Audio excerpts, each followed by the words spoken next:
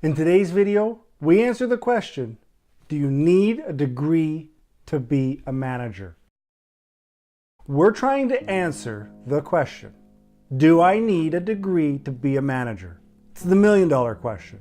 Well, it's probably the tens of thousands of dollar question. So I got this question sent to me on LinkedIn, and pay attention. If you have questions, you can definitely reach me, Michael Ashe on LinkedIn. Anyways, this question came to me. Do I need good grades from a great school to be a leader? Now, my gut reaction was a hell no, because I've been led by a lot of really smart idiots. But then I thought, you know what? This is a great opportunity for me to do a little bit of research and put my personal bias aside. While I was looking for the answer, I got a lot of yes, absolutely. You need an MBA. You need a degree. But as I looked deeper, all these articles were written by or for schools.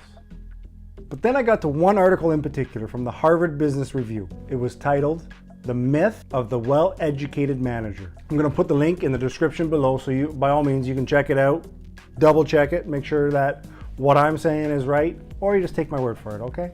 But ultimately, here's what you're gonna need to know. So in the article, the author writes, and I'm just gonna quote here, academic achievement is not a valid yardstick to use in measuring managerial potential.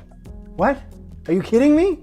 You're trying to tell me that you can actually learn to be a leader and you don't need a formal education? Are you saying that you can't learn to lead and manage people and systems by simply listening to lectures and going to lessons? Is that what you're saying? Did the author say that these skills have to be learned by trial and error, through getting people upset, through making mistakes? They have to learn to deal with real world issues in the moment under fire? Is that what the author was saying? You're damn right that's what the author said. I mean, okay, I'm paraphrasing a few of these words, but like I said, the link is in the description. They probably put it a little bit more elegantly than I did, but let me just look at my notes here because I want to make sure this is right.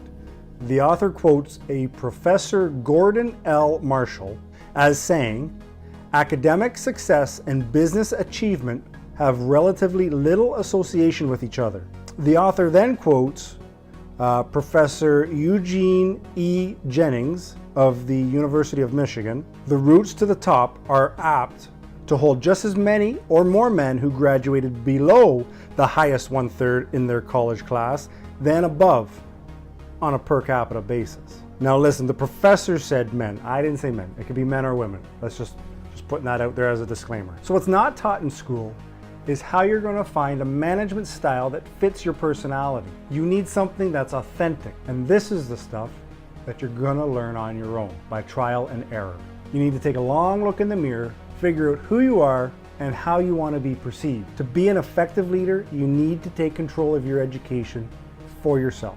Don't assume good grades mean that you're a good leader, and don't assume that you're doing a good job just because your supervisor or your company that you work for hasn't sent you for training. Take it upon yourself to learn. Read a lot. And a little cheat, YouTube is your friend. Take this channel for instance, you know, just a little shameless plug, but you can get a lot of good information through YouTube. And it's using these gems of information to help you stand out. Now here's the thing though, there is a catch.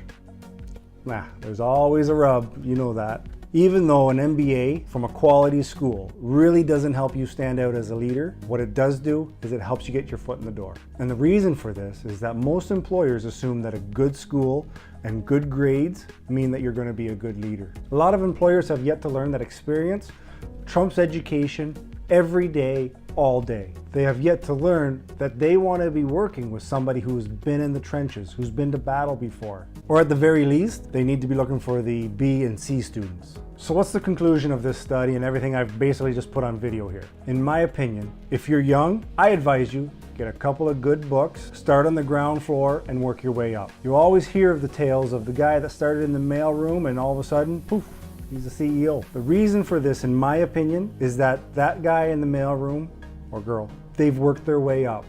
They've learned, they've been in the fire, they know what works, what doesn't work, and they've had to step up as a leader. They didn't get handed a position because of grades that they got. They earned a position because of how they were able to deal with conflict, how they were able to help the company grow, how they were able to get people to work together. These are all things, in my opinion, that make the best leaders, the best CEOs, the best bosses, the best managers, whoever is working their way up. This will help. Experience helps. Now, you can always go to a recognized school. There's nothing negative about that. Tuition, I mean, if you can afford the tuition, that kind of makes it so that there's nothing against that. But when you start school, just know that that's your best way to get your foot in the door. It doesn't mean that you're able to handle all situations. You still will have to learn on the fly as you go. Life really has to give you the beats in order for you to grow and learn and make your way to the top. So go to school, don't go to school. It's not going to make you a leader. It will get you a foot in the door. It will help you get a job. Don't go to school and you can still make it to the top, because leadership is a skill you can learn, and it's best learned while you're doing it. If you like this video, do the right thing. Subscribe so you can continue your education and make your way to the top. Until next time,